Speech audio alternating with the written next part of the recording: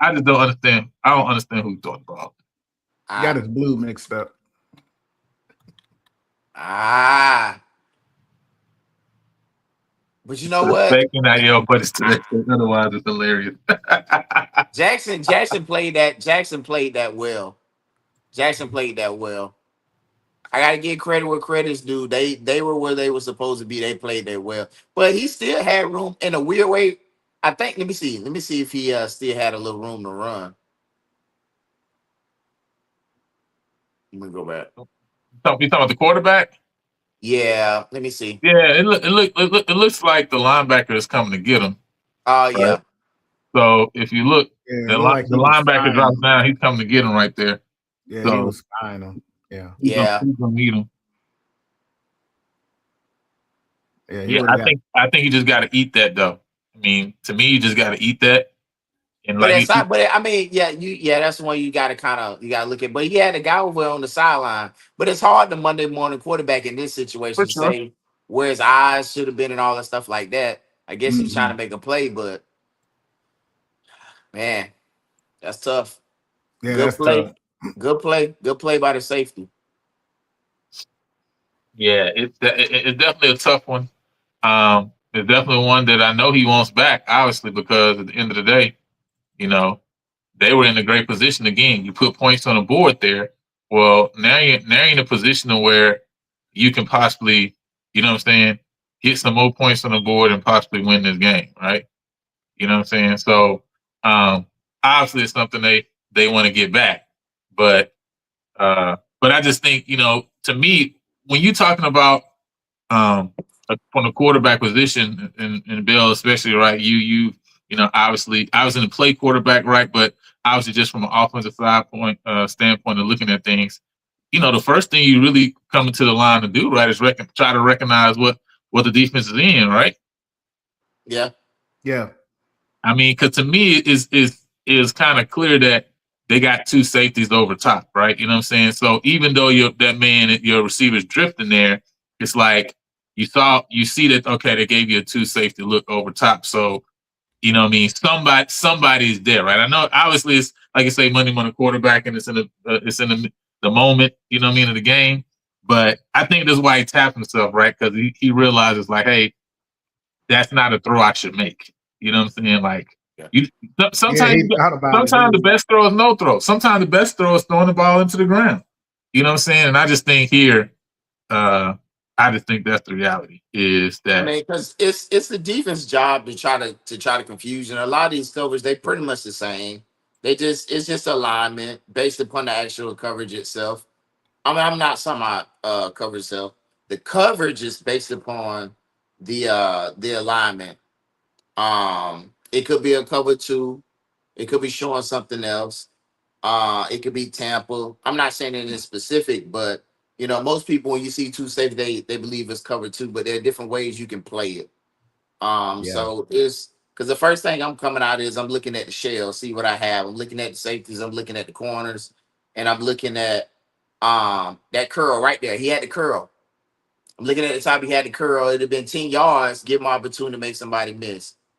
So when I'm looking at stuff like that, I'm looking at the alignment I'm looking at the safety or the DB's alignment based upon where I'm lined up at. And then I'm looking for the safeties. I'm looking for the backers and stuff inside the box. So yeah, yeah, you can see. You can check it out from this view too as well. Um, Again, right when you look, this is at the snap, right? At the snap, you see both safeties with their feet on what the 6 yard line right there. yeah.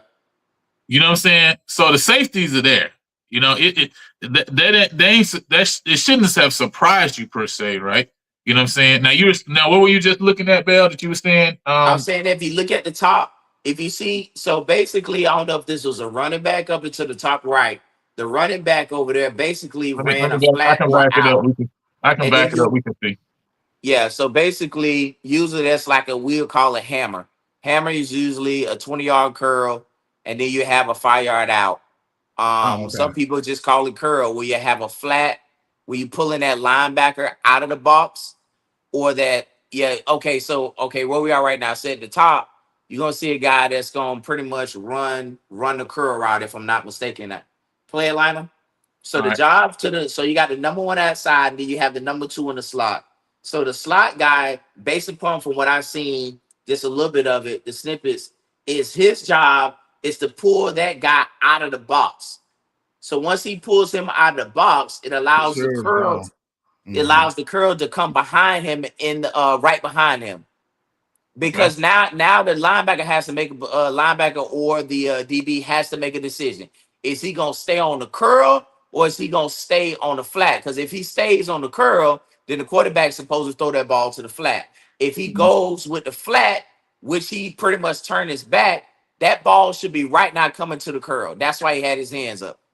Now another thing, right, to pay attention to here, and I let this roll, and then we'll get to the backside view, right?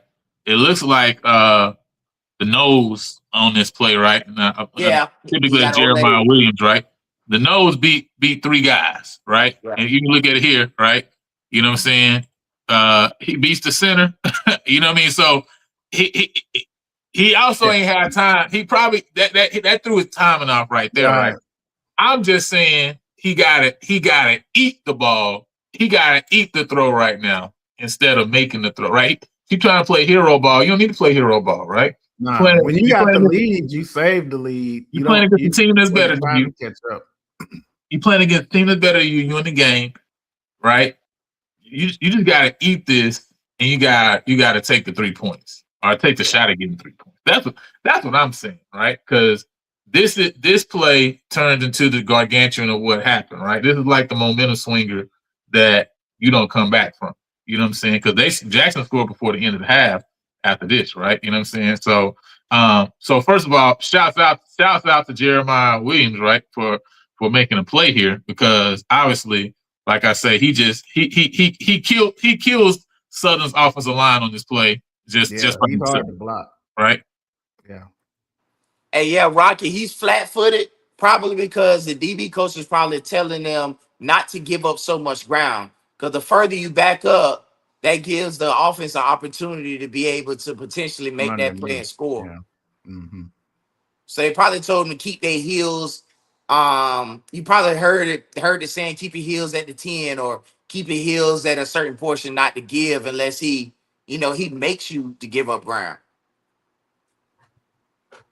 Yeah, man. So this was the next play though that I thought was a huge play, because to me this changed the momentum in this game. The game, as you see the score, right, it's 13-10 with less than 2 minutes left in this half.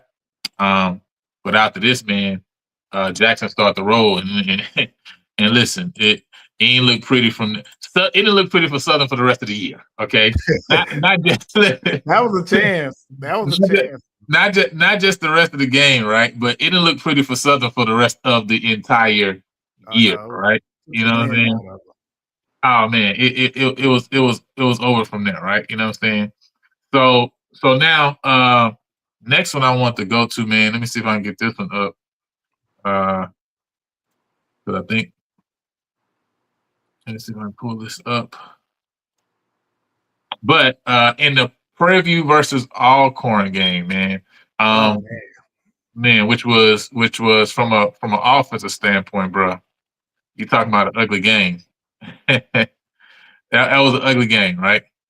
Yeah, we had 11 against 13 because we definitely had some plays that I don't know. They only would be called like that at Alcorn. Some of those penalties. Yeah, why was he looking at the boundary? Who are you talking about? Quarterback on that play? Are you talking about the quarterback on that play, Rocky? EA says SWAC quarterbacks are atrocious. It's so good. And listen, man, quarterbacks in every conference make good plays. They make bad plays. Yeah, you know what I'm saying. So some of them SEC quarterbacks can be atrocious too. Now, let's not get too high. Exactly. You know what I'm saying. Exactly. So Rocky asks, why was he looking at the boundary, Bill? I mean, you got any thoughts on that? Why was who looking at the boundary? I think you're talking about the QB. Oh, I I don't know why he was looking there. Well, he probably, you know what it is? It's probably his read.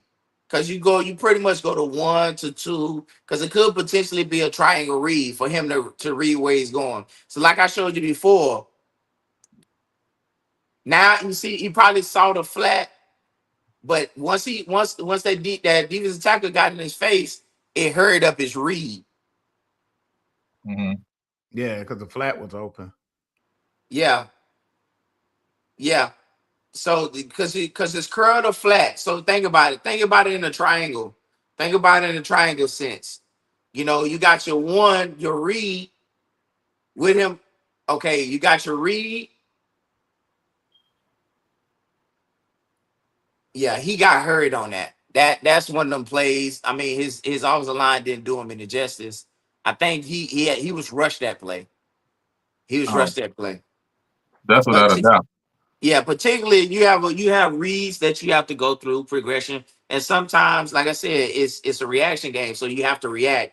So I mean, that curl was, if you ask me, the curl was the best route for him to throw. They had one route and 3 defenders. Yeah, he did. He did have 3 defenders. Rocky, that's why we dropped the link, because you can share your thoughts. You know what I'm saying? He said that was a bad read by the QB. Right. Yeah, well. All right, so moving on to the next play real quick. So we won't stay on that one too long. All right, so this is Kennedy Parker, sacked by Kennedy Parker. This is the Alcorn State game, right? Again, if you remember the game, 13-12 victory by Prairie View. You know what I'm saying? You should have been looking to the field pre-snap, he says. If you look at this game, man, listen, it was a nip and tuck game. Hard fought game. Alcorn really came to play. Both defenses stepped up. It was definitely a bad day offensively. But, man, the defense really, and by the way, the play before this was a play where really it was one that could end the game. And, man, Sterling Roberts had a clear shot at making the tackle, but went for the ball as Alcorn had a bad snap. And, man, he got out of there, threw the ball downfield. And that was the biggest pass play all game and got Alcorn to scoring territory, because they really didn't do anything other than one drive earlier in the first half. That was basically it. So it was crazy that we was being put in this position when it was like, man, the defense just played solid all game. You know what I'm saying? It was just a play that broke down. But third down right here, man. This is a loss on a sack by Kennedy Parker. And really, this is the play, man, that honestly I think saved this game. You know what I'm saying? 13-12. What a nail biter. You've got 6'3", 385-pound Tyron Warren lined up near side here for Tolbert. Tolbert under pressure. He'll go down. Oh, what man. A play. Great job. Great defense. Great pass rush. Tyron. Kennedy Parker on the play for the graduate. Panthers. From Macon, Georgia. Comes in on the blitz. Right there. Right up the middle. And great job. That was, again, Kennedy Parker. I'll play it one more time.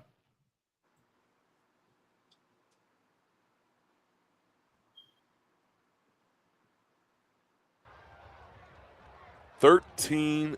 Coming off the edge. What a nail biter. You've got 6'3", 385-pound Tyron Warren lined up near side here for Tolbert. Tolbert under pressure. He'll go down. What a play. Great job. Great defense. Great pass rush. Tyron.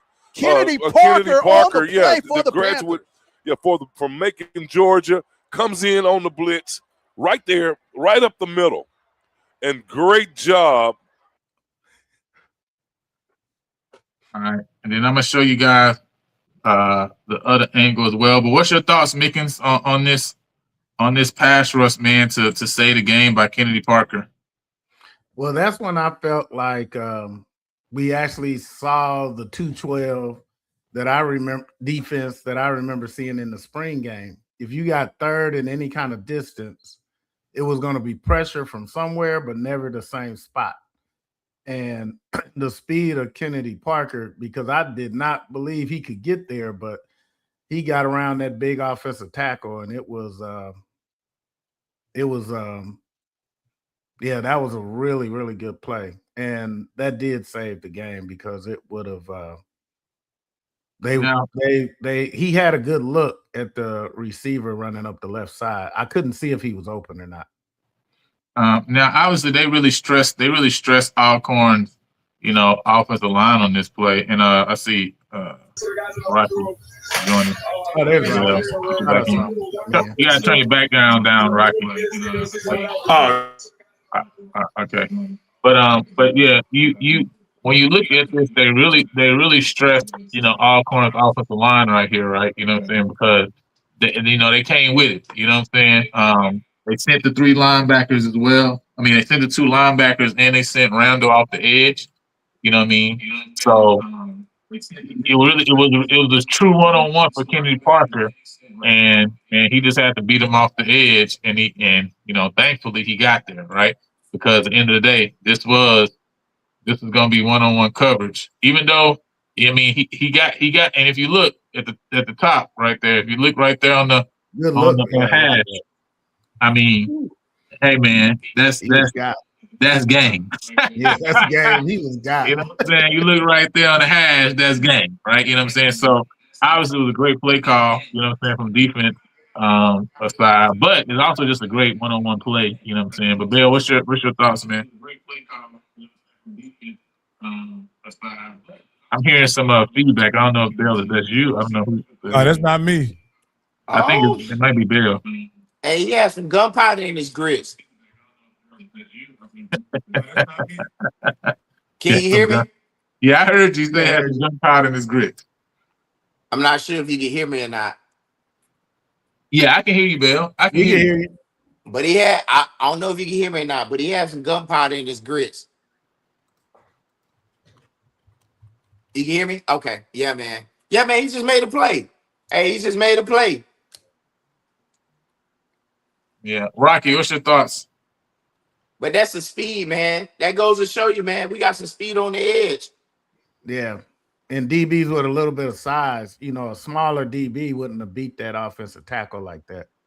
So that's why in the 212, your DBs got to be, have some size to them, almost interchangeable with the safeties and linebackers got to be almost interchangeable because you never know when you're going to need them to come off the edge like that. I would also add that he wasn't looking for the route that was open, and that's one reason why the safety went over to that other team route, because he was looking right at the one that was. Let me go back and look at it. Oh, let's see. Yeah, just look at it. He never gets back. He never gets back to the right. He's looking looking to the left. Yeah, he's looking, and that's what brings the safety over there. So he never gets back to the right. I got you. And that's interesting. See, because you talked about straws or 2 on that play in the Jackson game. Are we on something in the back? Somebody's background? Yeah, I hear somebody's background. Mine's on mute. There's got to be probably Bell then. I can't hear you background, Lionel. Bill, can you hear me? I don't think he can hear you. He listening to us on the TV, but he can't hear you on his phone for some reason. Yeah, I guess he's gonna come back in. Yeah, but hey, are you listening to it on the TV, or are you listening through your phone?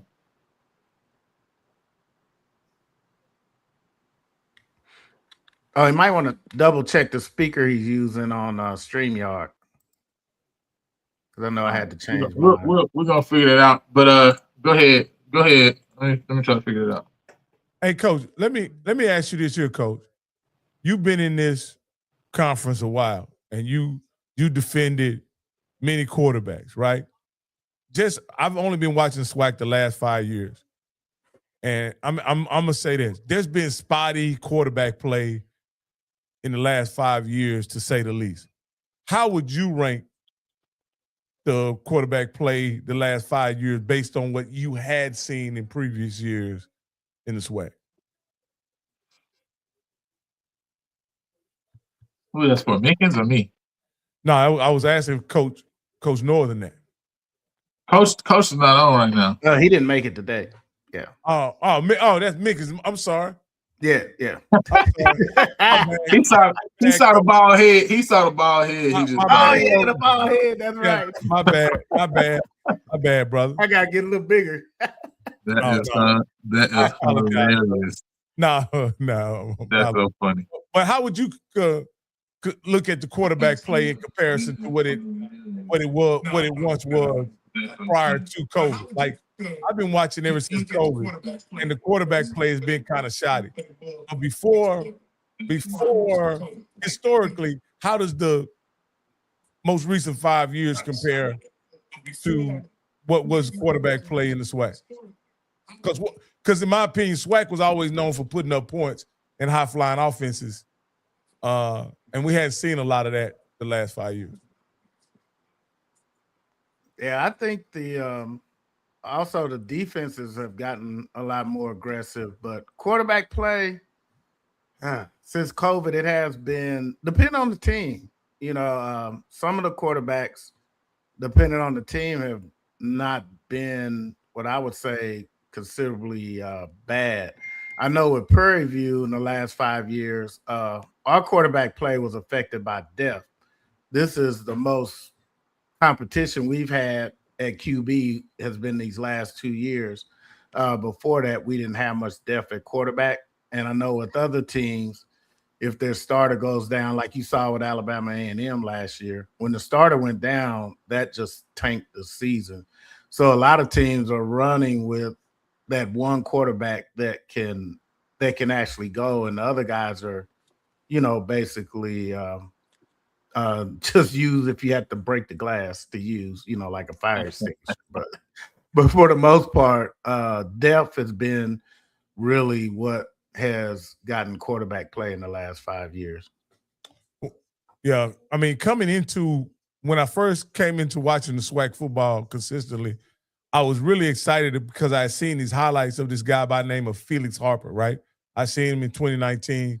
He seemed like he was sensational that year.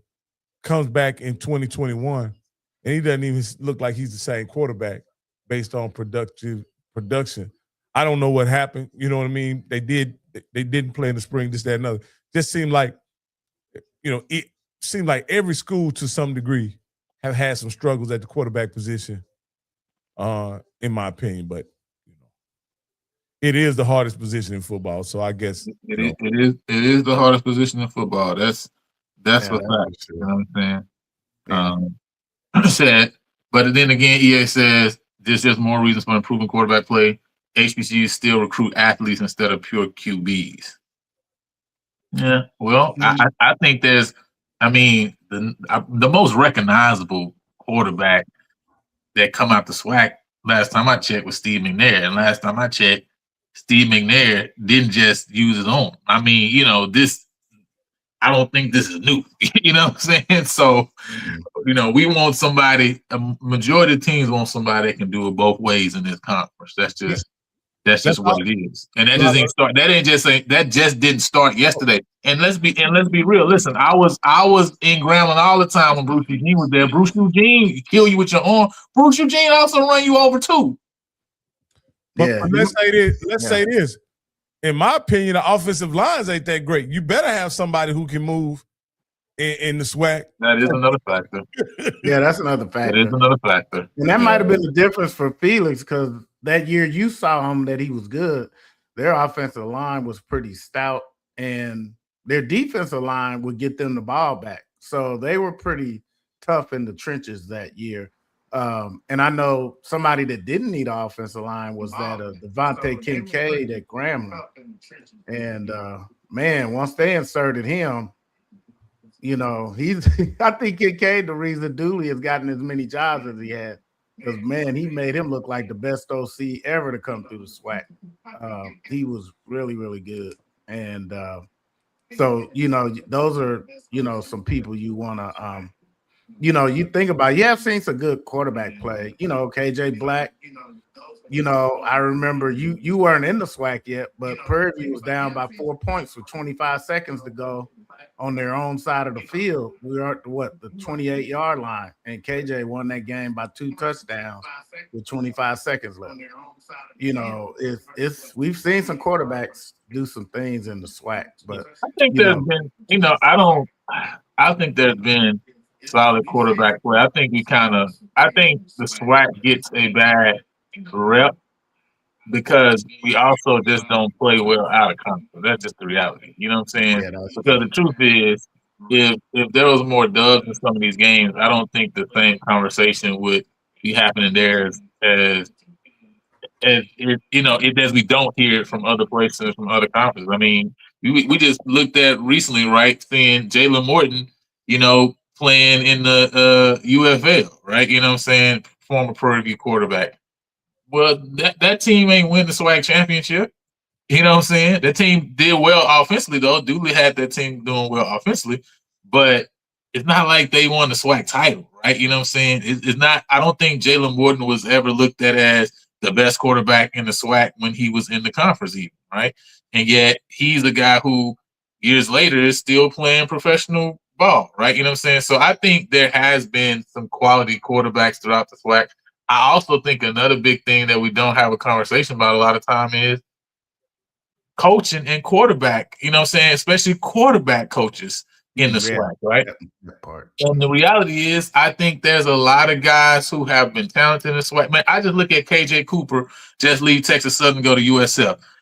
I mean, are them coaches at USF stupid or or does he actually have talent that they believe they can mold and actually get use out of him if they ever need to use him? I think they actually see talent there that they believe I can coach him to go from this level to this level to win us games if need be, right? He may not be the most talented guy at USF, right? So I'm not saying he's going to see the field.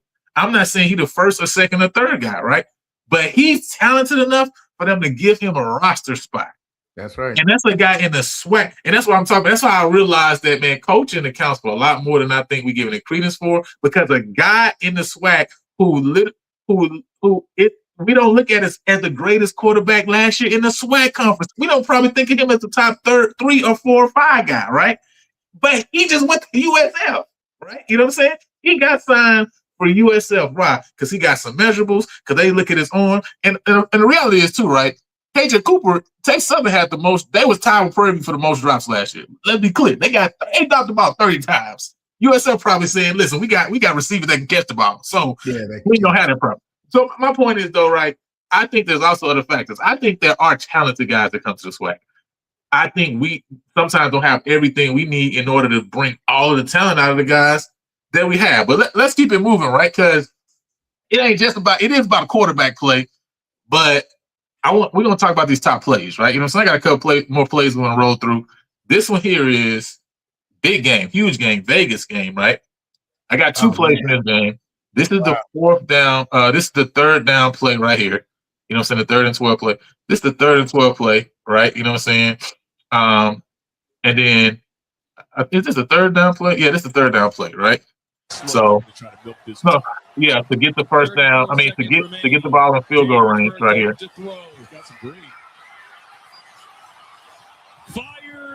And now this one doesn't get a first down, but it just gives them enough cushion to make this field goal a lot more comfortable, right? You know what I'm saying?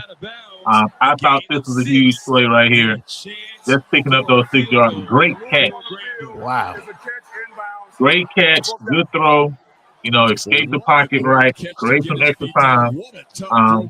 And it's a guy who's coming back and has an opportunity to play for Grambling again this year. I'm gonna run it back without the sound, right? So what are y'all thoughts, man, just on this play? Because again, obviously Grambling beat Jackson State on the 4th down play earlier, right? He beat them on the 4th down run and picked up the 10 yards to get the first down. I have that play too as well that I'm gonna run. But what was your thoughts here on just this? Only coming with the 3-man rush.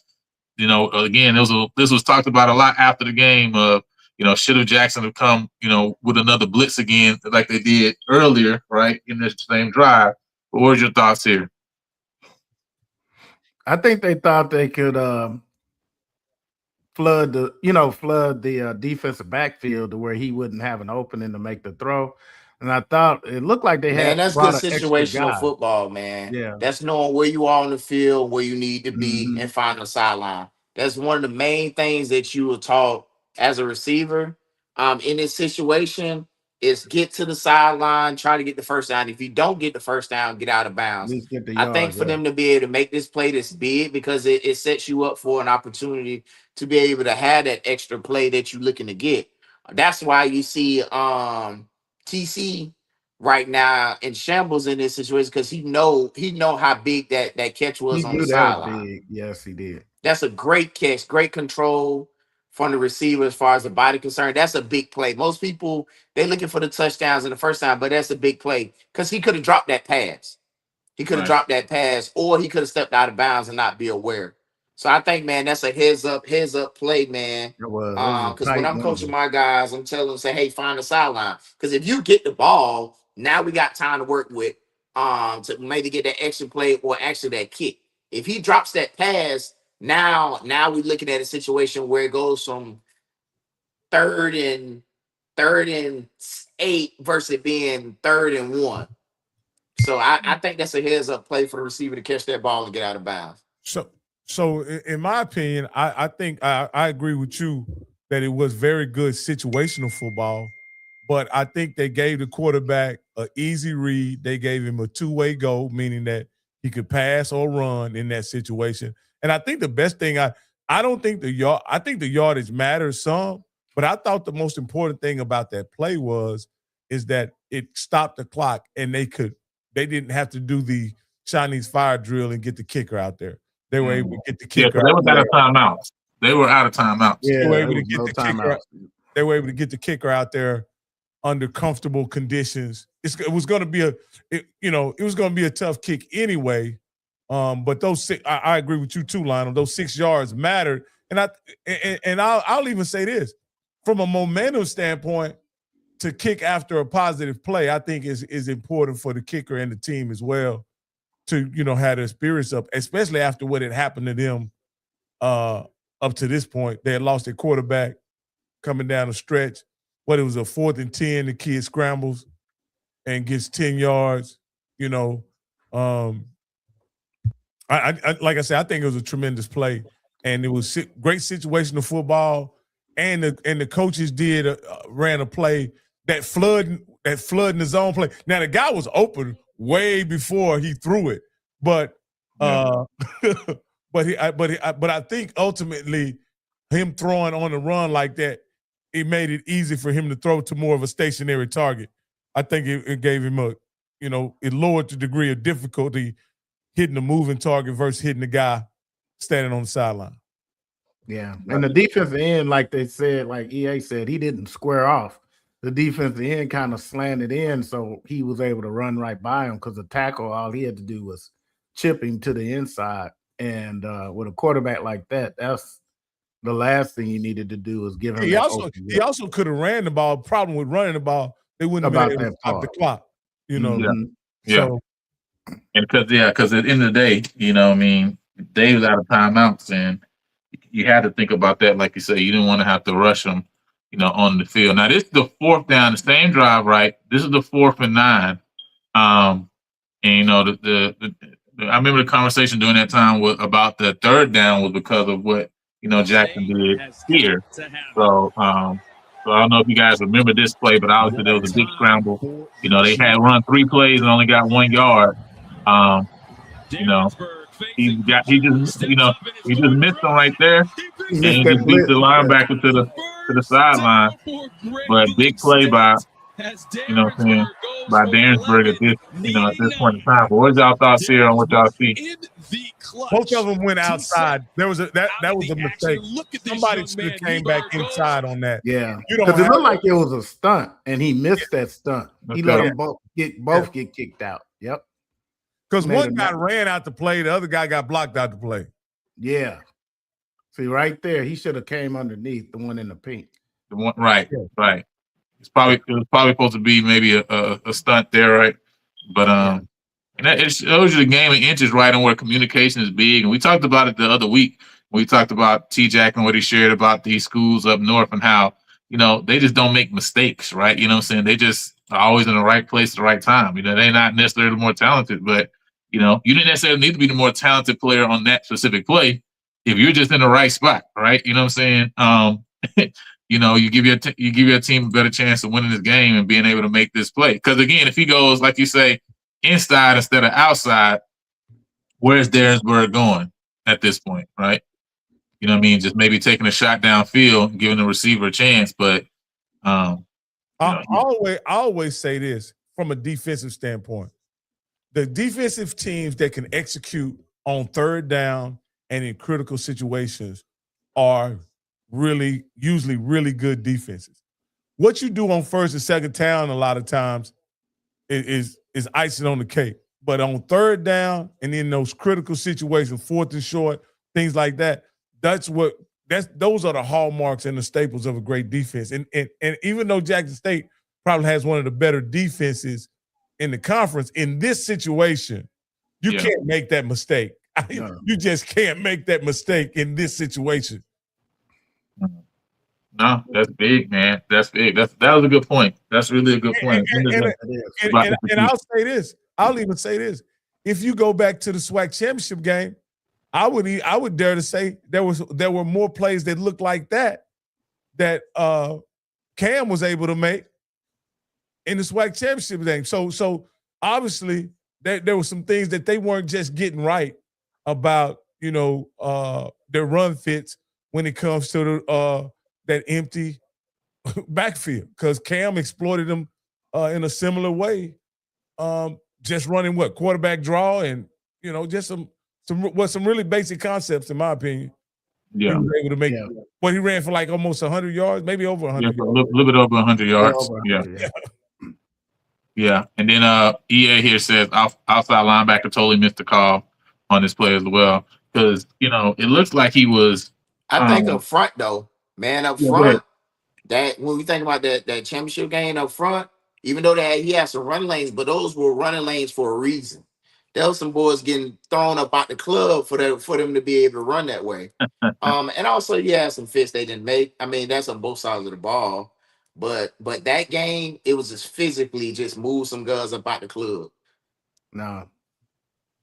All right. Well, we're moving on to Bethune-Cookman here.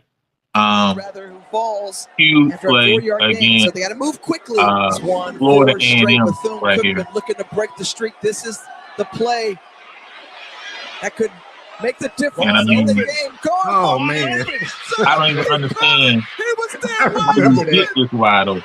I don't know where. I don't even understand how you get this wide open. Right? You know what I'm saying? Allen. I mean, he stood there and waited arm strength to get the ball to Josh Evans. Yeah. When a play like that, here's what I'll say about a play like that. You question, is a guy really trying to play? I'm not surprised. That guy is throwing the game. Watch this. If you go back to the start of the play, he's already he's breaking on a route. Look at him. He's already he's trying to. What is he playing the short ball for? Like he's gonna break on a route. Wow. And nobody ran the short route that he broke on. I didn't see the running back go to the flat or anything. I don't know what he was chasing. Yeah, I'm not sure. Let me run it from the other angle, because I think the other, we can probably look at it from the wide angle and maybe get a better perspective. So this is the wide angle right here, and I'll slow it down for you guys. Yeah, that corner guy. That corner has to carry that route. That's what that is. Hey, you see him. You talk about jump right. He definitely takes the receiver that's running that in breaking route right there, and I mean it's fourth down, right? I get it, right? So he might be thinking about, maybe he's thinking about the first down, whatever. But it's like, bro, the game, they down by 4, right? Wasn't they down by 4? There's 3, I think. No, they were. Oh yeah, they were down by 3. You're right. Yeah, they were down by 3. 34-31. 31. Yeah, but you can't give up the touchdown, I guess, right? You know what I'm saying? Right. You look at him right here, and is that even his? Are any of you guys coaches? Because tell me what defensive coverage this is. It's not one that I recognize. I'm just trying to understand if that's even his zone, right? Like I'm kind of confused of why he even is jumping that end route in the first place. It's not even a cover 2 the way he ran it. That's what I'm saying. Yeah. Bell, it looks like it's supposed to be cover 3. I mean, Bell, what are your thoughts here? I know you're the resident, champion. Yeah, it should. This look like it's 3. Run it back. I'm about to run it back. Why is the corner in the flat if it's 3? Because his eyes. Hold on, I can't. Let me go back and see. It's coming up. It's coming up right now. I slowed it down so that way we can. All right, so look at the corner. That would tell me if it's 3. If he bails, that would let me know that it's 3, right? Right. But yeah, because you can disguise it. You can definitely disguise it. And this other thing too, for us, we Monday morning quarterbacking it. And sometimes these guys are not getting where they supposed to go. That's the hard part. That's true. That is true. That is factual. You're right. That's the hard part for us. Like right now, we already know once he's behind that corner, you would think, okay, I got deep third. That's what I was thinking. That's safety. Yeah. Yeah, but somebody, that's a blown assignment. Somebody wasn't where they were supposed to be. On this side, it looks like it may be like a match 4 on this side. You understand what I'm saying? Like, because you see how is this corner going to carry this guy all the way down the field? Which one? Is it 21, the bottom or the top? Look at the 2. Oh, no. This is some type of junk coverage.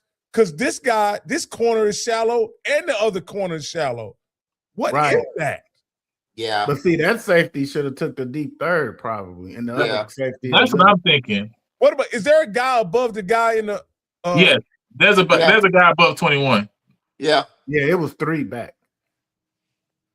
That's somebody didn't do what they were supposed to do.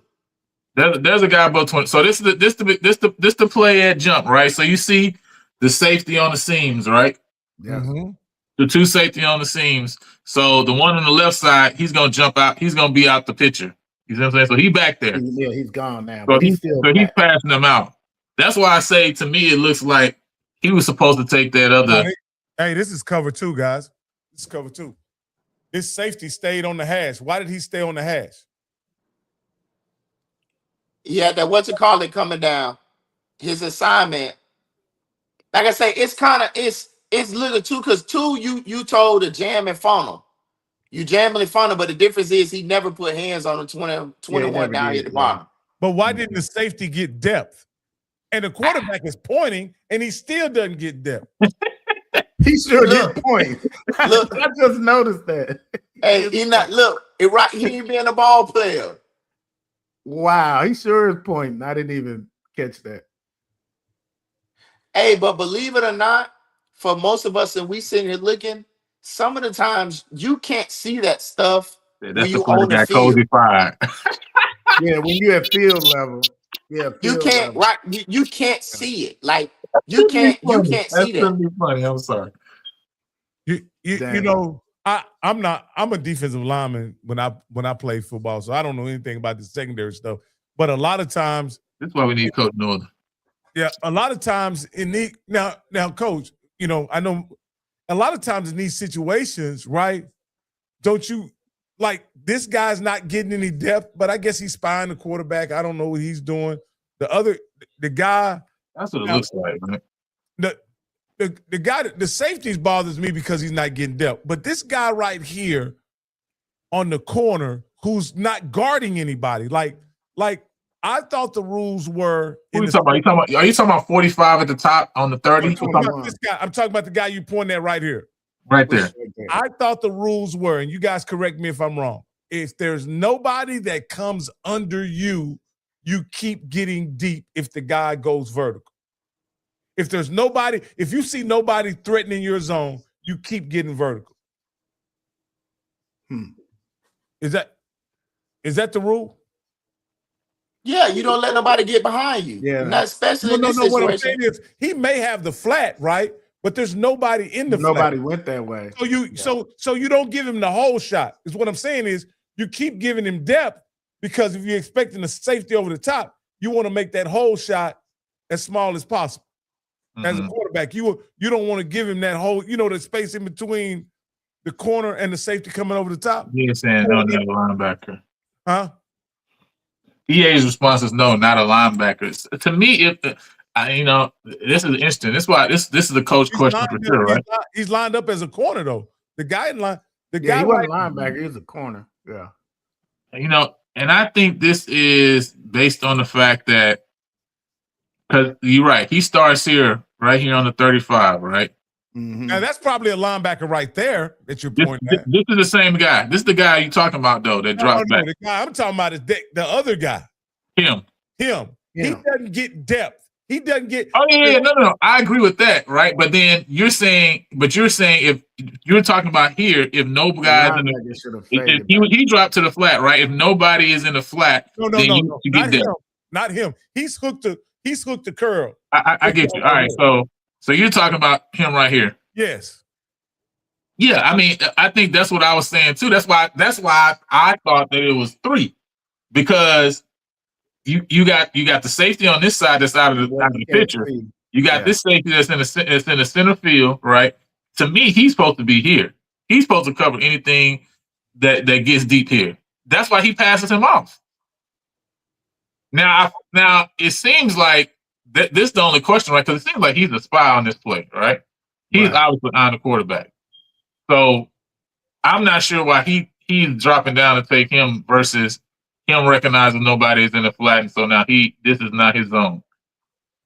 He got caught looking in the backfield.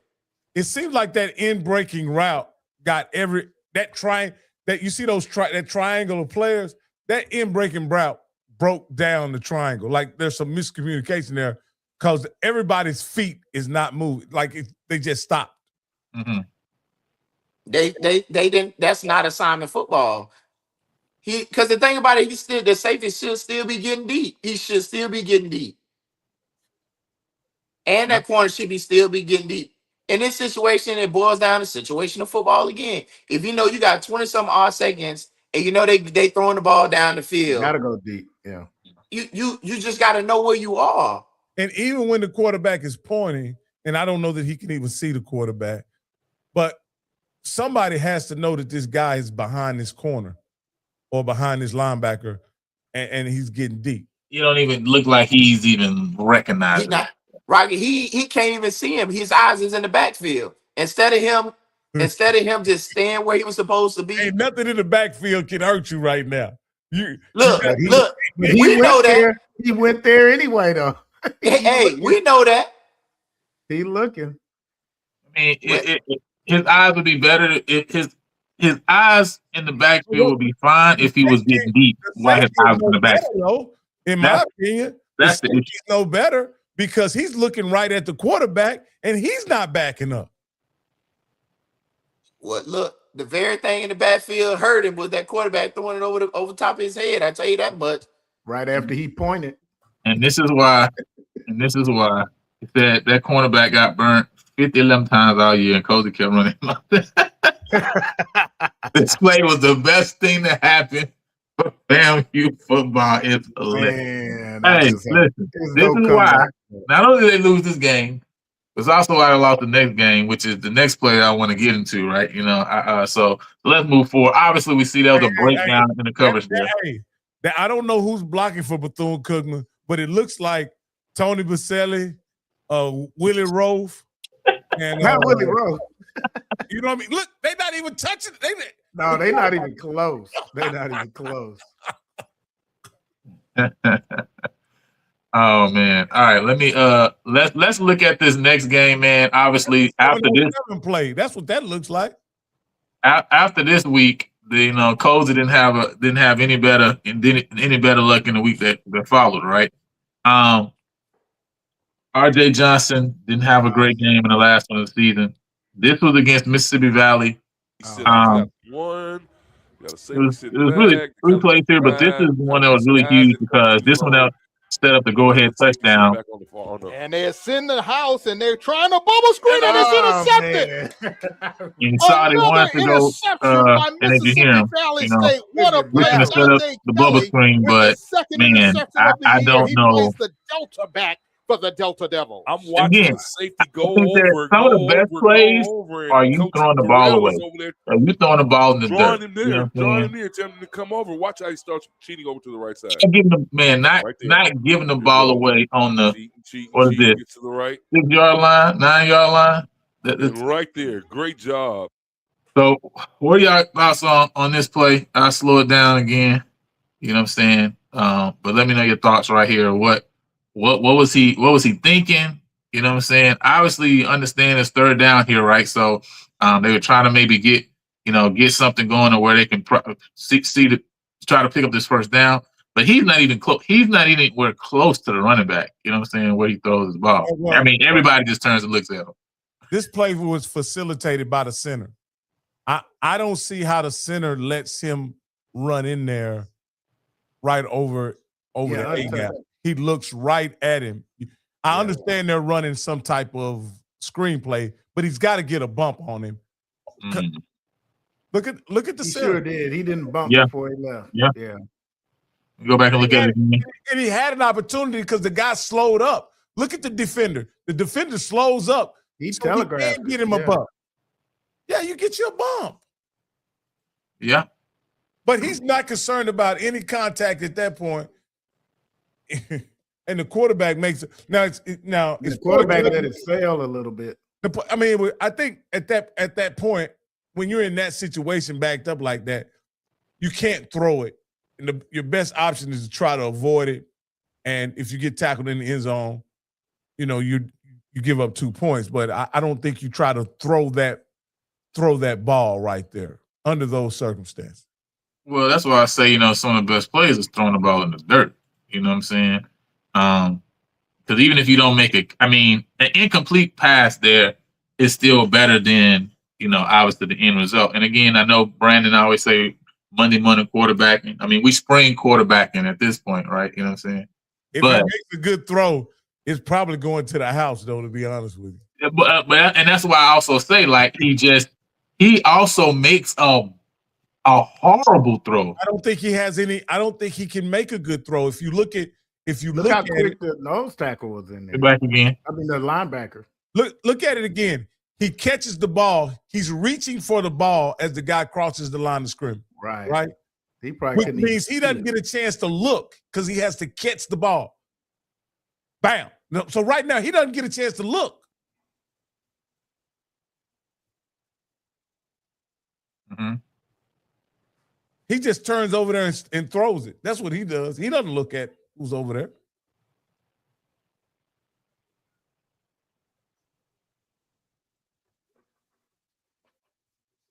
Yeah. And I don't know if he thought he was faking anybody. He looked to the right. He made a read to the right first and then threw it back left. When I first saw this play, in real time, I thought they were actually running a jailbreak based on where the quarterback was looking. But it doesn't look like they're running a jailbreak. It looked like they're just running a bubble. But because you see what I'm saying, how it looks like they also can throw it to this number 20 guy running across the middle, and that's where RJ originally is looking. Like, if you go back to the very beginning. Yeah, that's what I said. He was originally looking the other way. Yeah. Yeah. So I'm curious to what was he trying to fake the defense out? Is that what he was doing? Maybe that's what it looked like to me, because it's like he looked over there and he actually was open, but he could have dumped it off. That was a screenplay the other way. Yeah, that was just a fake, I guess. Yeah, that was part of the action. Yeah. So, well, that was definitely one of the plays from this Mississippi Valley game.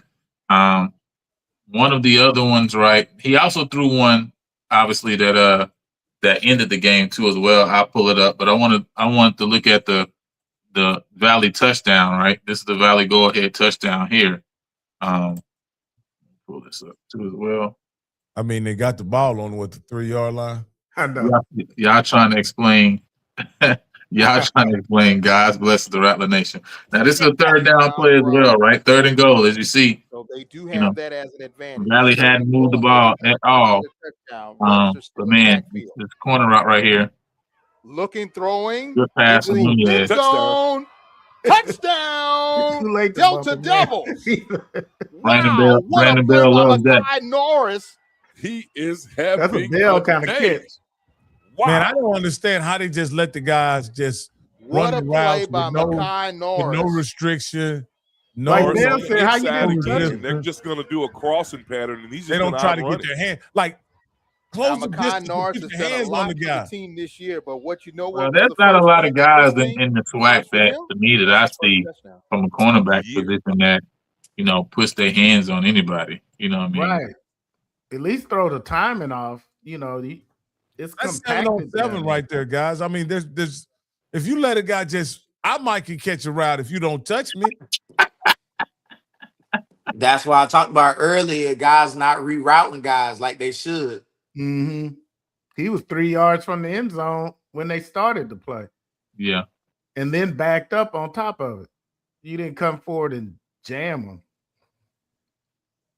Even if you got beat, you would have threw the timing off if you would have bumped him. And I want to look at this, the final interception that FAMU throws. And this basically ends the game right here. This one basically ends the game right here. And So again, now this we're is looking at 3 third interception down day for and R.J. Johnson. The young quarterback, R.J. Johnson, trying to Yeah, direct that the quarterback team going to light up the Rattlers this again. drive alive. Blue Here is comes the blitz. Johnson with time throws, and it's intercepted again. That's it. I don't know where It's that was intercepted again. Jamari Stokes Yeah, that with guy the was- interception. That guy was covered And up. the Delta Devils. I hope I don't get in trouble, but Yeah, that guy was covered up. That guy was bracketed.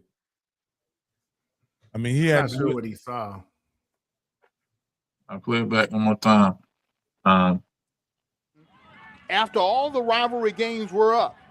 So now we're looking at third down and long. Because it looks like The young these guys are quarterback, going the R.J. wrong Johnson, places trying to direct the team. pre-snap. Now, watch this this drive guy alive. pre-snap. Now, Pre-snap, for okay. me, pre-snap, there's no way I'm going to the other side of the side that he's throwing it to. Mhm. I got 1, 2 guys. 1, Get 2, up here, 3, look at 4, me. 5, 6, 7. I got just secondary guys. I have 3 secondary guys over there. 3 secondary guys over there, right? Possibly a 4th. Over here, look what I got. It's basically man to man over here, isn't it? Yeah. Yeah, you got to look like there's a safety over top right here that I just saw flash in. But I'm going to look at the other angle too. But yeah, his eyes don't even come to this side of the field. At all. Yeah, And the it guy's not open. It looks like on this side, I mean, what? You got a curl and then just a. Looks like they're running all goals too. That's a goal, right? So, I mean, it's 2 curls on each side and goals, basically, right? So then you also got to just ask about the. Nah, double move. Well, yeah, Slot ran it a was double a move. double Double move on move this coming. side. Yeah, let me go back. But the safety hung over he stared him down, obviously, because the safety didn't move. Yeah, he tried to run. That was a double move. Almost looked like a whip he was running. Like, Yeah, he was trying to get down the seam. Yeah, it was a horrible route, though. Let me pull up the other from the other side. So let me see. This is a wider view, so you guys can see. So the 2 safeties on the first down markers right here.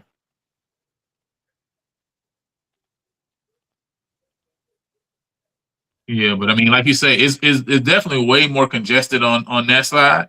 It was 3 people right there. You know what I mean? It's way more congested on this side than it is back on this end. He has to overthrow it because if he doesn't overthrow it, the guy underneath it can get it. You know what I mean? He just wasn't open. He's just not open. Yeah, he wasn't open. Yeah, it just wasn't open. Now, I would have went ahead and I don't know what's the down and distance on this play. Let me go back. I want to say it was. I think this is like 3rd and 13. I It believe. looked like about that far. Yeah. It looked like they had lost some yards. Let me go back. Sorry. All right, here you go. Right here. I'll be able to see it. Yeah, that's 3rd and 14. So yeah, they're giving ground. This guy should have kept going deep. I don't know why he didn't. I don't know why he stopped his route because which one? Right here. The guy at the bottom of the screen. Oh, right here. Because it looks like. Go ahead. Well, to me, it looks like 2 curls and the 2 seams look like they're running a stop and go, right? But the 2 on 2 sides is like curl routes. But if I'm gonna throw one, I'm not gonna throw that one. I'm gonna throw it to the other guy that has nobody underneath him. Right. And the wide side of the field. Yeah, and the wide side. Let me ask you this, guys, because I don't know. Why does it seem like the quarterbacks are looking boundary first in just the plays we've been watching? It seems like they're not looking at the coverage; they're just looking into the boundary every time. That's what my question was earlier, right? When we looked at the Southern It just may be the read that they taught. But see, that goes back to, and then so somebody asked the progression about, they have to go through. Most of the time, like we see in the back end of it, but there's certain reads that they have to go through to your check, to your 1, to your 2. So there's a lot of things, a lot of moving parts that are pretty much happening right in front of our eyes that we really can't really. We really don't know what's going on unless you down there on the sideline. Because you could have a coach say, "Hey, listen, throw it over here in this situation." Because we had stuff like that happen when KJ was there. It was pretty much almost like, "Hey, your first read. If your first read ain't there, instead of you going to your second read, go to your third read." Because this is pretty good blocking right here. So that's the thing that we talked about it earlier about coaching things and all that stuff, right? How would it?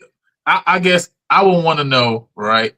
If this was, again, you got quarterbacks that make bad throws in every conference, right? So it ain't right. To me, it ain't got to do with like the throw or the decision that's made. People make bad decisions in every conference. What I'm saying is, what would be taught in another conference of how quarterback should mentally go through this play is what my question would be, right? You know what I'm saying? Because I hear like Bill, you saying, well, you know, when they see this, like, hey, I want you to go here. How is that taught in another scenario, another situation, for example, right? You know what I'm saying? Because the reality is, like Rocky said earlier, that guy just ain't open in the first place, right? But to me, it's like, what's the pre-snap? How are we teaching them to go through from a pre-snap standpoint? Because to me, based on what the defense shows you, even if when we coming out the huddle, this is supposed to be my number one, does it not change based on what the defense is showing me?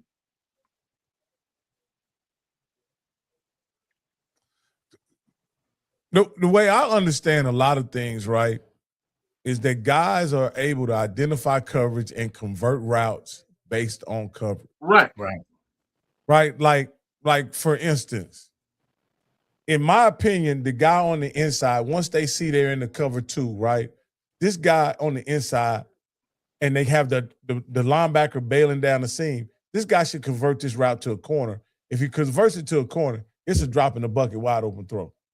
Mm-hmm. You know, but, you know, he takes it up the field, and it looked like he still might have been open if he'd just held on to the ball. But, you know, you got time. But the problem is, in my opinion, the biggest problem with this is he's looking in a confined area, which is the boundary, and he's looking at 4 defenders guarding 2 wide receivers. Right. In my mind, that just can't be the default read based on that defensive alignment. I just don't see how that can be the default read, because you have numbers on the other side of the field. Yeah. And he probably didn't go. If you could look at it, he didn't go through his progression. Yeah. He didn't go through his progression. Yeah, he just stared down one guy. for sure. Yeah. You know what I'm saying? But that to me, that goes to like again, what is the conversation? A lot of Because it, like I said, I man, feel it's like I've hard to heard, I tell feel in like certain I've heard that situations like before. this. Yeah, on the right side they have numbers, but well, I'm talking about the top left. I'm sorry, on the left they have numbers, Mm-hmm. but on the right, like I say, man, it's one of those things where, like, I just use us for example.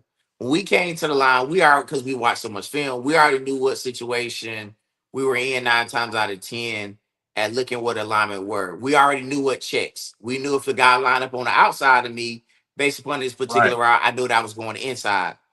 I knew if this guy was loud shaded on the inside of me, I already understood what the situation was going to be. Also understood that whatever the play was called, my assignment was to do what it was I was supposed to do, and that was not to be selfish and do the opposite, because there's something else that's probably coming behind me or coming in front of me. That's like smash. Smash concept is a hitch and you got a corner. But if I don't run my smash, if I don't run that hitch, then guess what? Now I mess it up for the corner that's Then you coming. running somebody underneath that corner route. Exactly. Right. So we think about that. Think about when we played Grambling that year. We beat Grambling in 2009. Well, we didn't scored in that corner. I was on the field.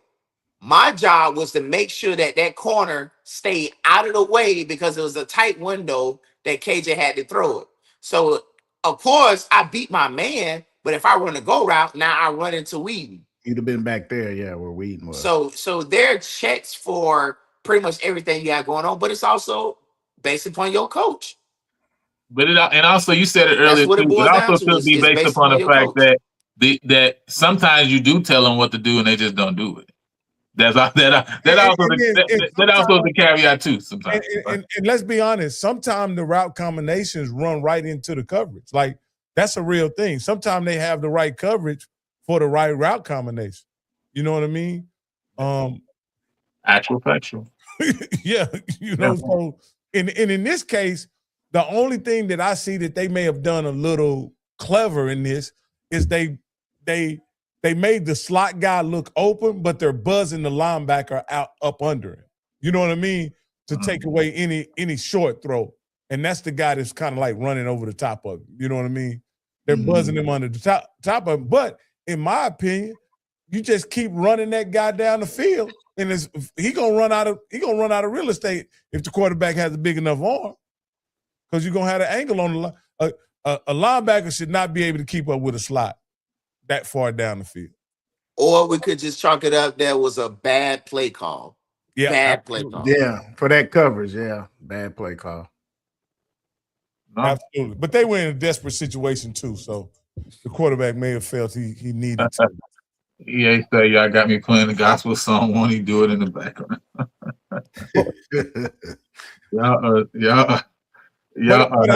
But I also think that goes to show something, and I'm gonna get off after I say this, is that just being soundly coached in this conference, in my opinion, makes you a championship level team. Like, that's what I think last year with Prairie View showed. Once they got their bearings about them and they were able to just execute in critical situations, play situational football, be very disciplined, they were a championship football team without any, in my opinion, without any remarkable stars or overwhelmingly talented individuals on the team. Now, as they get more talented, it could be a problem, Lana, for the entire SWAC. Because like Coach Jackson said, this is the cheapest team we ever gonna have. This is, it's gonna be a problem. It's definitely gonna be a problem. I hate this play, but I gotta stay on and watch this. This play right here, man. We got 2 plays left. We got this play in the game, the one against Jackson and Prairie in the championship game. So that's the last 2 plays. To me, this is a bad call, man. In this situation, this is a bad call. Has not been able to run the ball. Why don't you like this call? Because I believe even on your show with Coach Cole, if I'm not mistaken, maybe I'm remembering it wrong, right? I thought Coach Cole kind of explained why he believed the offensive coordinator would have called this play to the boundary, but go ahead. They run up I the thought it middle. was too They tight. not have Let me just run through it. Explain the concept. On the 2-yard See, I line. said he wouldn't have ran this play. Here it is. Body splits it over. Jackson State holds on.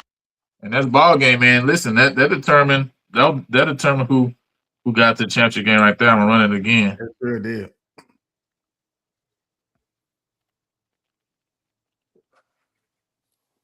But what would you guys' thoughts on this one? I'm just not sure I would have ran that to the short side. So you don't have a problem with the play though on this one. Oh, I hate the play. I don't know. See, that play, I would have probably ran a sprint out right with the wide side of the field because they were trying to bring pressure. I just think you could have got somebody behind the linebacker, the outside linebacker.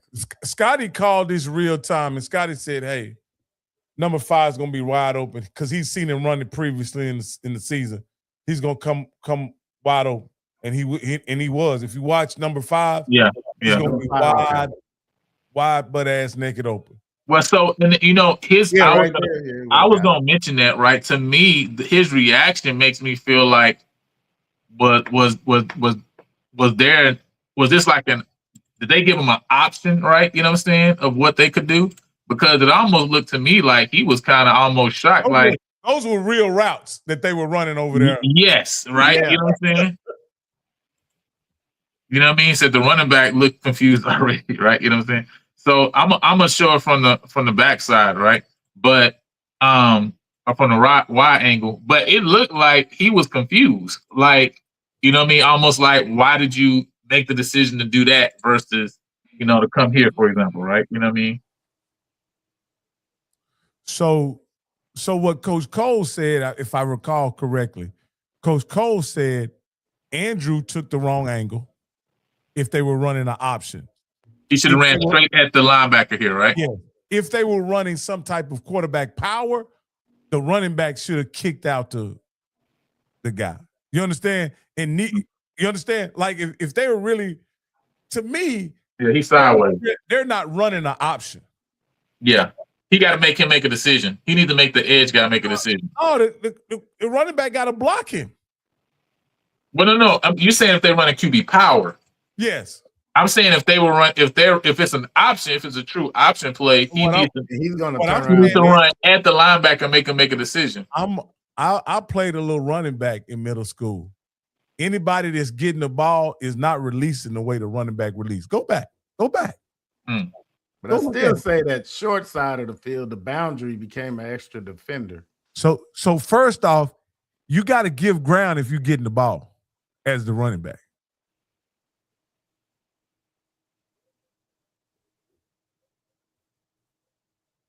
He looks back. I mean, it's so confusing. I think to the wide side, he would have beat the guy to the corner. Maybe possibly, but you know what I'm saying? But then the alignment may look completely different from Jackson's standpoint, too. And this is the other, and I'm gonna say this, guys. I'm gonna be perfectly honest with you. If I have to run a play like this, I'm not gonna run it Quincy Acey. Mm-hmm. I'm not. Was he SWAC Defensive Player of the Year? Mm-hmm. Yes, sir. Huh? Look at it from there. Yeah. No, I'm with you. I'm with you. I'm not run right to him on that one. I'm not running at him. He played it so well too. He sure did.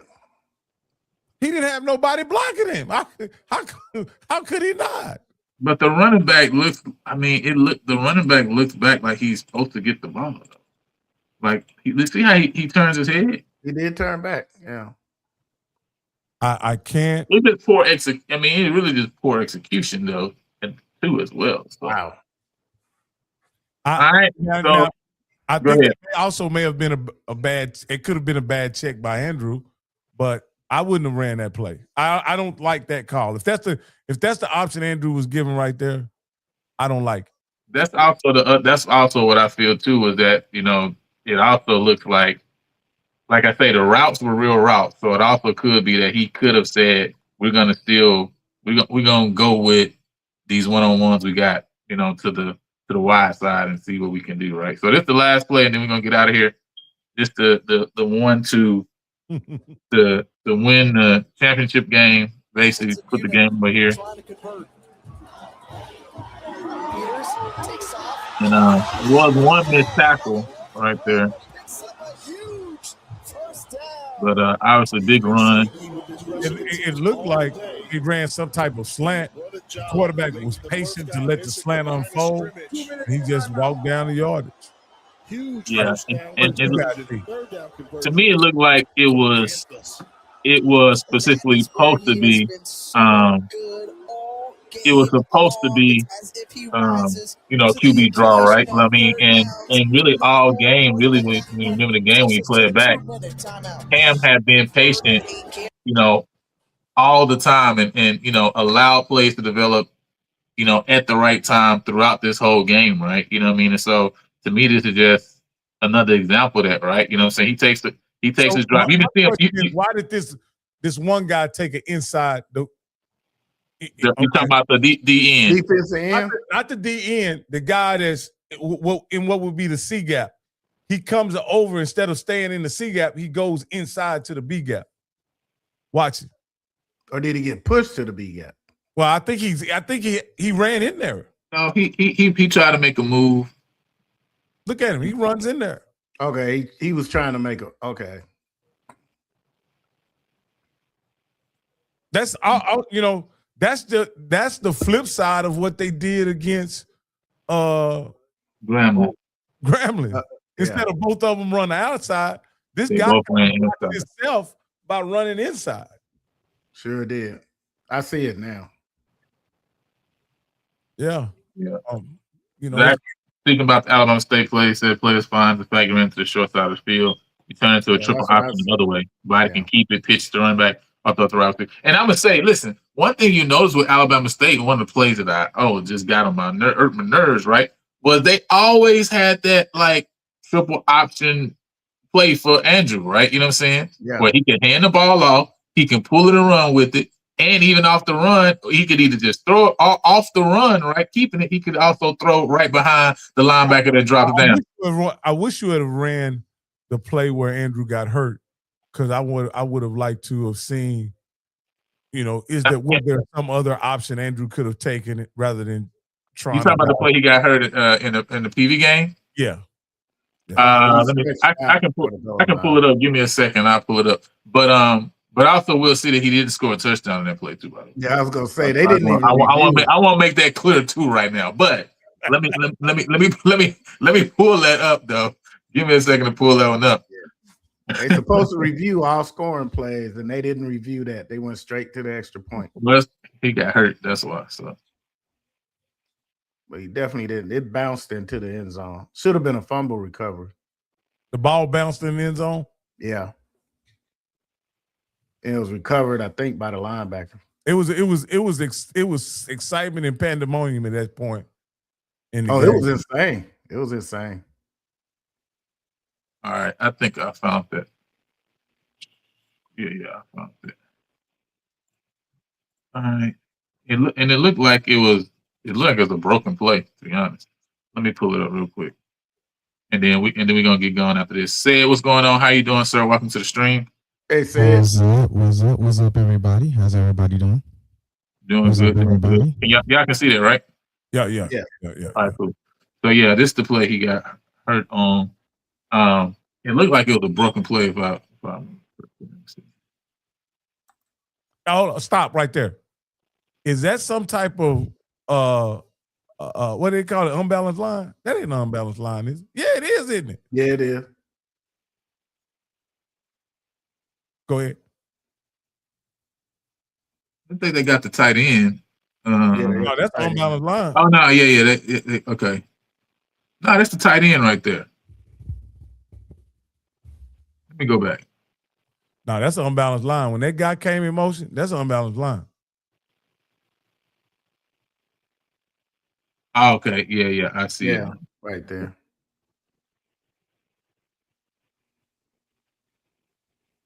I don't know what he's supposed to Get do. hurt right there. That wasn't the play Andrew got hurt. That wasn't Andrew, was it? This is the play he got hurt. This is the play that he scored the touchdown on. They handed it off to him? No, it looks like he was supposed to hand it off. I don't know what was happening. It looked like it's a broken play. Yeah. Like he ran into the running back and then just like I don't know. It looked like maybe it was miscommunication basically. Maybe the running back thought he was getting the ball, and Andrew maybe looked like he maybe thought it was QB power or something because the way he grabbed it. So I don't know. It definitely miscommunication though, for sure. I'll run it back. See how they run into each other? Yeah. Yeah. You know what I'm saying? I don't have the angle on the goal line though. No. It really looked pretty much like a really nondescript play. You know what I mean? I don't know that. Did you guys see where he put himself like in? I just think when he went on the goal line, right, and he got tackled, and then the ball came out. Somebody I think probably just jumped on the ball. He tried to stretch it out. Yeah, he somebody. You saw him reach the ball fell out on his shoulder. Yeah. You should probably see it here. You can't see it there. The ball was gone, and then they fell on his. It really was the same fumble they gave to Cam in the championship game when he stretched out. You know, he hadn't broken the plane. Hey, what were you guys thinking when y'all was up 21-0? Reaching out right there. See, he reached out right there. You saw him reach out. Okay. Yeah. So yeah, but anyway, go ahead. What was y'all thinking when y'all were up 21-0? Oh, that is the championship. I know I was shocked. I was shocked. I don't know why. You must have been watching PV all season. No, I think at this time. So this was like when we really started. Y'all have been struggling. Y'all have been struggling, bro.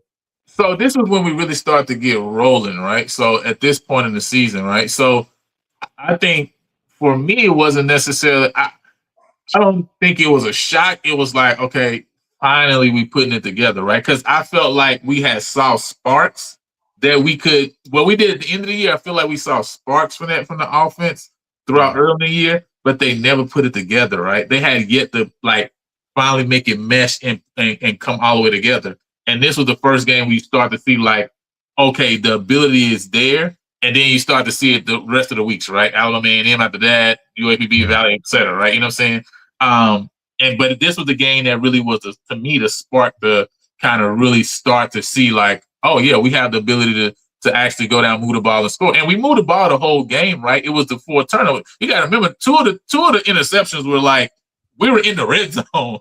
You know what I'm saying? Like we were moving the ball the whole game against Alabama State. It really was the 4 interceptions that like threw this game to the left, right? You know what I'm saying?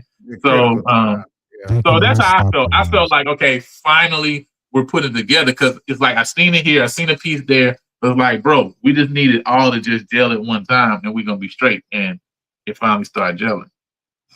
Yeah, they could not stop the run in this game.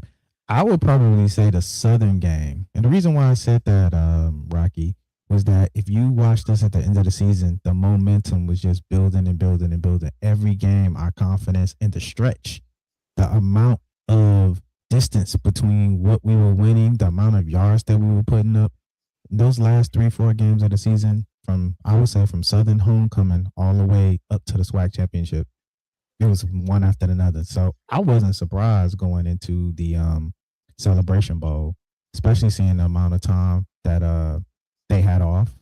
We came right in. We didn't have a break. What y'all coming out the Alcorn game on this game right here? No, I think this is after Lincoln. I think this is after Lincoln, the Lincoln game. So we had, I think it was Alcorn, then we had Southern, Lincoln, and then this Alabama State game. So happy homecoming. This was after happy homecoming. This is definitely after happy homecoming. Yeah. Okay.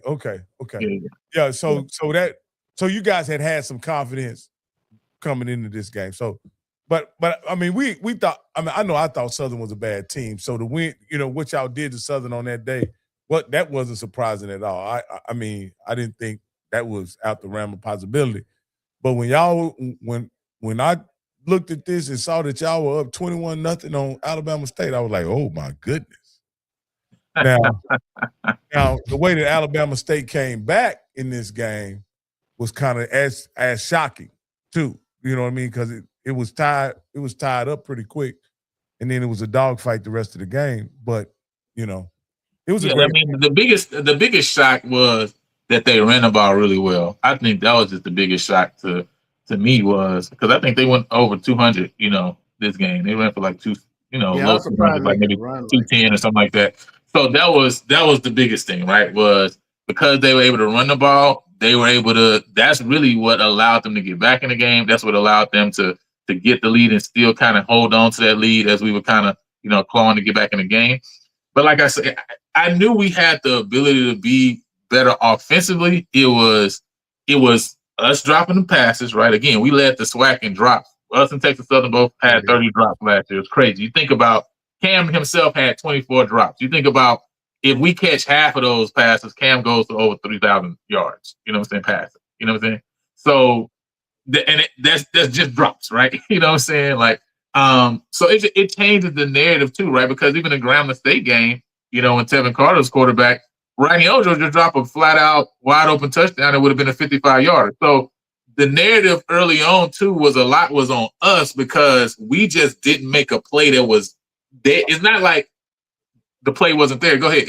The play wasn't there. We just literally dropped touchdowns for them. What got me is I kind of knew how good RG, that team was based on the players they had got. Like that quarterback they had, I knew he was legit. You know what I mean? Oh, he made some throws for sure. And so I knew it. And then I want to say the game that I started thinking, I'm not sure, was that Alcorn game. I'm like, oh, what is this? You know what I mean? I wasn't. Alcorn always been for us, Alcorn always been a fight. That's just what they've been, especially in Alcorn.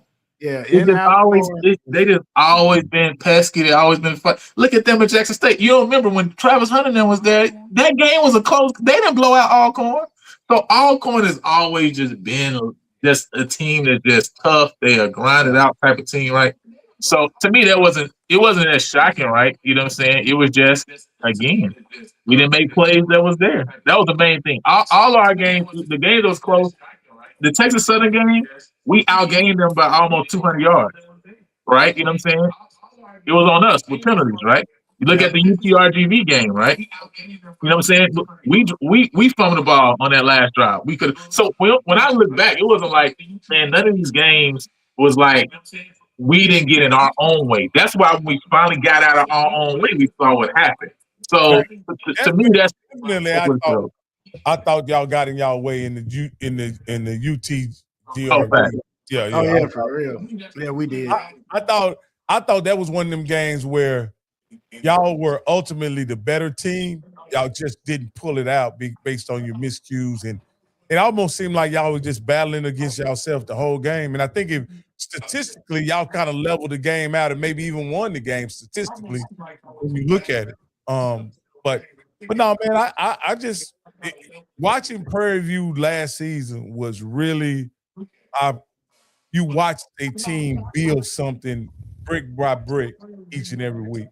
And once they and like, I wasn't sure they were going to beat Jackson State, but I knew they had a chance to win, a better chance to win than any other team who had played in Jackson for the championship. I knew they were better than either one of the Prairie View teams that played, and I knew they were better than either one of the Southern teams who had played for the championship the last 4 years. I thought they had a shot, man. So. Well, man, I appreciate all you guys for jumping on. Emmett, appreciate you, man, for showing some love. That's what the goal is. We got a lot of content that we want to come out with. We want to do a lot more shows like this. We'll really break it down some film. Obviously, we're going to bring on some more guys who obviously are coaches or former players like B. Bell, et cetera, who really know the game from a different standpoint. So they can kind of, speak about it from a different standpoint. So that's what we're looking to do. So if you enjoyed it, man, then definitely go ahead and lock in. I know I've seen you here before as well, right? But if you guys have any thoughts on what you would want to see, any kind of highlights or film breakdown that you guys want to see more of, then definitely let me know, because that's definitely something that that obviously we're trying to do. But man, Bell, Carrie, said, man, before y'all head out, man, any last words y'all got just from and about last year, and just just the whole season as a whole, man, and how it went with the SWAC.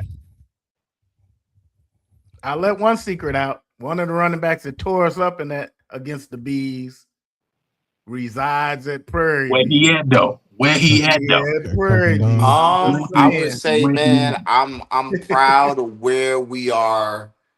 I'm proud of the way that we're trending. I'm also glad that I'm glad that we have and this is no shade to any other coaches, because we've had great coaches here. But we're just in a different era right now, and we just have a different regime right now. I'm excited about the way that we're trending. I'm excited about the mentality that our players have taken on from their coaches. There's a saying that players take on the mentality of their head coach, but I think we have a legitimate staff with players who are hungry and who want to lay it on the line for one another. A lot of people get excited about the different star players or star power that they have and the names that come along with it, but people have to really think about last season and think about last season, and also look at exactly how many guys we had who were considered no names. Nobody knew who they were until they showed up and went to work on Saturdays. So we got a lot of good players, man. We got a lot of new firepower that's coming along. I'm not gonna say too much on that. We still got some pieces that we're adding to the team, but man, I'm excited about where we're going as a program. I'm excited about the mentality, and man, I'm just excited. I'm just excited, man. To go back and repeat again. Yeah. Yeah, I'm definitely excited for that. Yeah, go ahead, say it. What was that said? No, I was gonna say I hate Rocky left, because I was gonna definitely hit him, because when I left this show the other day and I did my part in words, I had to hit that button on him for him. When I played that, he cut me off the stream. He was like, "Your last part in words," but I squeaked it out of there. I was gonna make him hear it this time, but he got up out of here. Hilarious. But on a still on a high note, I'm excited too. Much like Brandon, I feel like I'm playing a game of spades. I'm sitting here Trump tight. You know what I'm saying? I got a lot of aces in my hand. I got a lot of high spades in my hand. And I'm just chilling. I got my spades face on. I'm talking noise. I know I got a good hand. I just gotta play it out. I don't want to talk too much and talk across the board. And I can see my partner knows I got a good hand, and that's all I got to do. Just got to play this out. And that's what I see coming forward for this season. I see a lot of good things coming forth. I can't wait till you do more shows on, key in players. And once we get into summer camp, and then really once we get in the fall, we can really start talking about players. We won't have to kind of hide our hand. We can really kind of poke our chest about what we got walking into the season. So that's what I'm excited about. And can you believe we're just in May?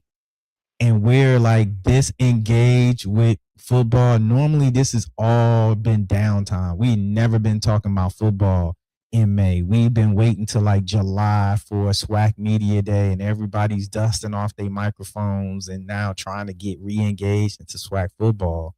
So it's just amazing seeing how this has been a 24/7, 365, kind of engagement as a fan, from coaches and all the way around. And if you're not on that, I think a lot of teams are just kind of getting left behind. But I won't make it a sermon, but I'm excited as a PV fan. Yeah. And shout out to our returning players, because like you guys said, what they brought in, a lesser player would run from this competition, because the team is a lot more competitive, from the kicker to the meat eaters to the running backs, quarterbacks. Everybody has to compete. And if you're a returning player and see these FBS transfers coming in, say you're 6'3", 300-pound offensive lineman, but you see this 6'6", 335-pound FBS guy come in, the natural tendency is like, shoot, there's no way that dude benching 500 pounds. I can't beat him. Instead, you dig in and stay. That reminds me of old school people, like, because I'm old school people like me. We didn't have nowhere to go, so we stayed there and fought it out. We didn't have a choice to just tuck our tail and run. So I just want to say shout out to our returning players. Much love to you guys. I see you out there grinding and not giving up. So good luck to you on the upcoming season.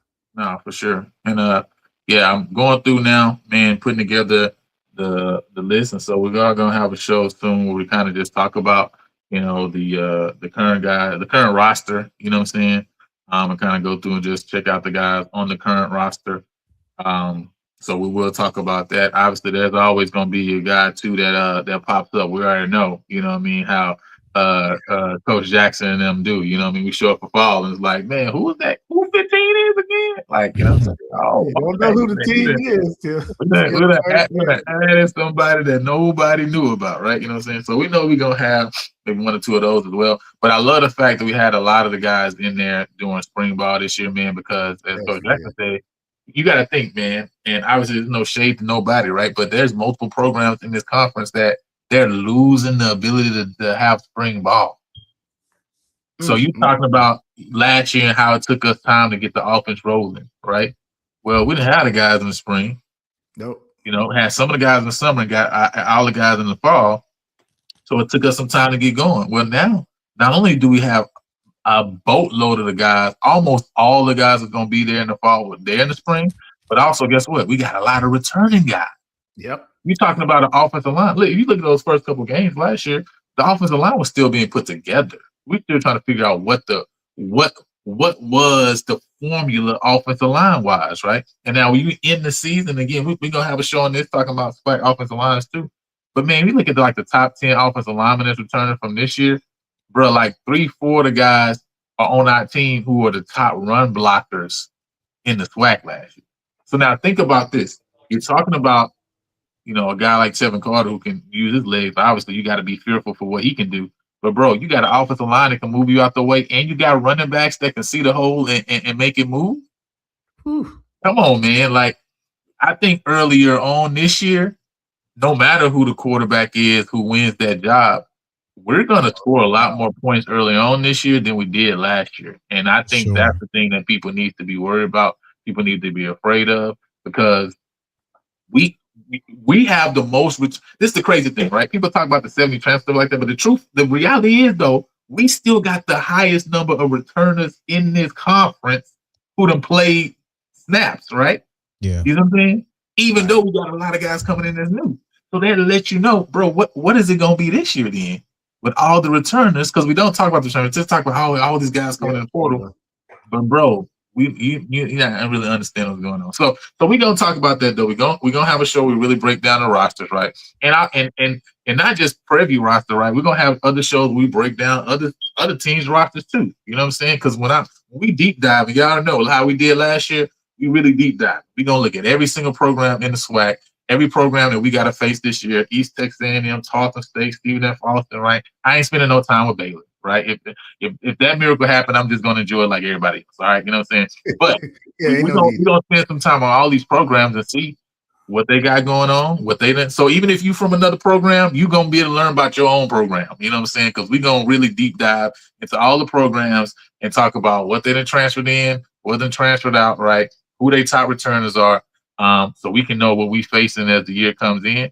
And we're gonna talk about our guys too, right? Because we got to make sure that this year those guys get the recognition that they deserve, because, you know, we missed a couple guys from getting some All-SWAC honors and some All-American honors, and we know there's a popularity contest. So we gotta start early by keep putting those names out, so that way other people know the names too as well. But with that said, man, make sure y'all locked in. Hey, if you have not subscribed to the channel, you know what I'm saying, please show some love. You know what I'm saying? Please show some who would take that shot at him. You know what I'm saying? Like, it's not a shot. I ain't shooting no shots. I'm just saying some people gonna be really in the books in the spring. We gonna give you your time to do some studying, because you ain't gonna be doing no field work. Okay. You know what I'm saying? Yeah. But the point is though, right? You know what I mean? you know, we got to lock in, man. So if you have not subscribed to the channel, make sure you subscribe. Again, you know, we're gonna be. This is PV versus everybody, so everything is from a Prairie perspective. But again, we got some great stuff coming through that I think everybody in the SWAC is gonna enjoy. That you're gonna feel like, man, you got something out of. You know, as you see, you know, we're able to get access to some all 22 film for all the schools in this conference. You know what I'm saying? So we're gonna be looking at some film, doing some breakdowns. We're gonna be talking about top returners, man, looking at some film on them. And we're going to be doing the deep dive sessions, right? And also, if you're a member of the channel, you already know, man, we're starting the deep dive sessions too as well. We did a deep dive session on Tevin Carter. We got deep dive sessions coming up on a lot of other returners as well. So again, make sure you lock in. It only costs like $3 a month or something like that. It don't really cost nothing. You know what I'm saying? You know what I'm saying? But it goes far because listen, a lot of the stuff that behind the scenes, you know what I'm saying, we got to have access to and pay for. It helps toward those things, you know, so we can keep giving you really good quality content.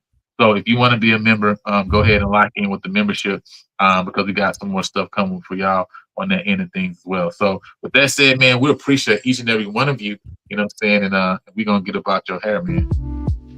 Hey, you guys, this is Jeff McKissick, your favorite loan officer. It's your boy Lionel, class of 2009, back with another episode of The Home Team. And we're there at Chicago Title because we just actually finished closing a client today. And you want to know the results? We got them to clear the close in less than 21 days.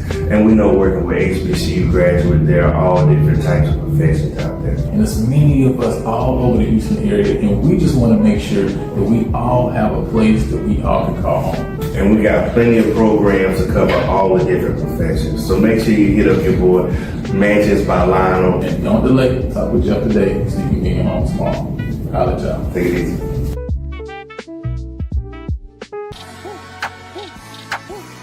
Some traditions are built overnight.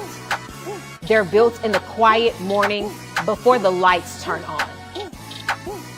Built in preparation, built in discipline, built in commitment.